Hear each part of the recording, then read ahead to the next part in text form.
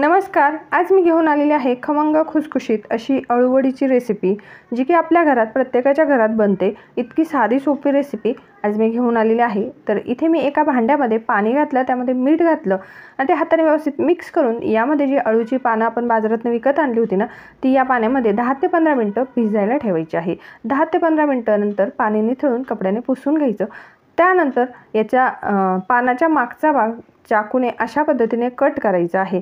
जो की जाडसर देठासारखा भाग असतो ना, तो अशा पद्धतीने कट करून घ्यायचं आणि वरच्या ज्या शिरा असतात दोन मोठ्या, त्यासुद्धा चाकूने कट करून घ्यायचे. यामुळे काय होतं की आपल्या घशाला खाज किंवा खवखव होत नाही.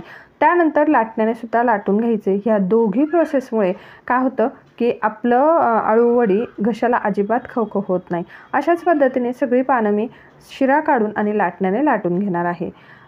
सगळे पानं लाटून झाल्यानंतर इथे मी एका बाउलमध्ये 2 वाटी बेसन पीठ, 2 चमचे तांदळाचे पीठ, 1 चमचा काश्मीरी लाल मिरची पावडर, अर्धा चमचा हळद, पाव चमचा गरम मसाला, 1 चमचा धना पावडर, 1 चमचा जिरे, 2 मोठे चमचा पांढरे तीळ घातलेला आहे, 1 चमचा ओवा, त्यानंतर 1 चमचा आलं लसूण मिरचीची पेस्ट घालून घेत आहे.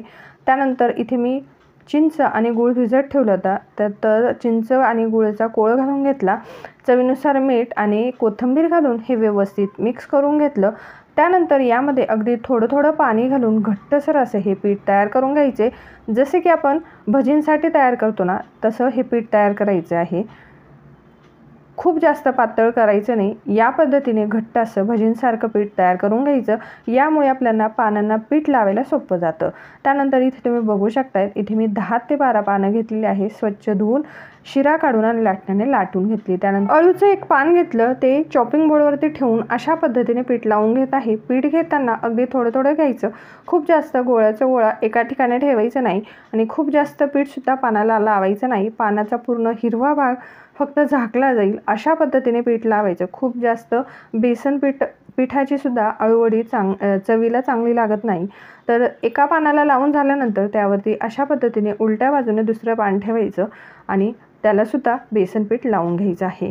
तर अशाच पद्धतीने एक पान ठेवत आणि त्यांना पीठ लावून घ्यायचं आहे.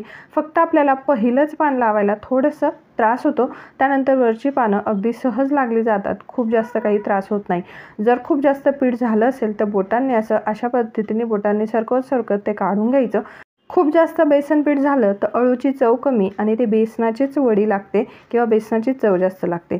तर त्यामुळे बेसन पण खूप जास्त लावायचं नाही. फक्त पान झाकलं जाईल एवढंच बेसन लावायचं आहे.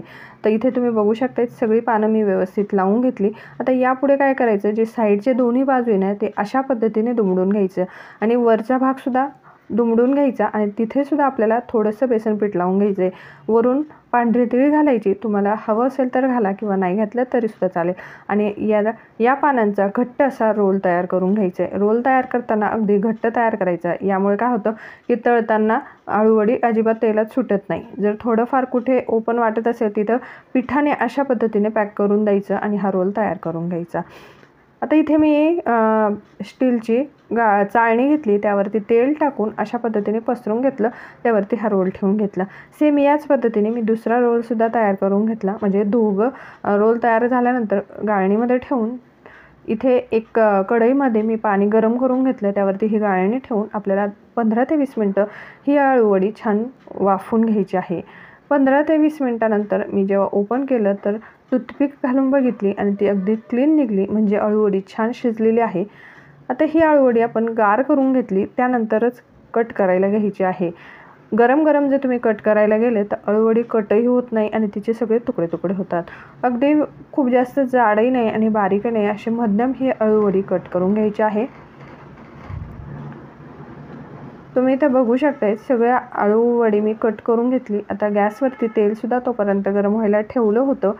यामध्ये अळूवडी घालून आपल्याला मस्त दोन्ही बाजूने खमंग खुसखुशीत होते तोपर्यंत अळूवडी छान उलटून पुलटून आपल्याला ही छान तळून घ्यायची आहे.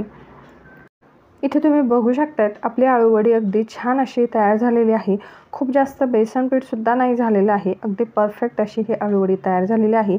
दोन्ही बाजूने खमंग खुसखुशीत तळून झाल्यानंतर अळूवडी काढून घ्यायची आहे. तर कशी वाटली रेसिपी मला कमेंट करून नक्की कळवा. रेसिपी आवडली तर इतरांसोबत नक्की शेअर करा. चला मग भेटूया नवीन रेसिपीसोबत.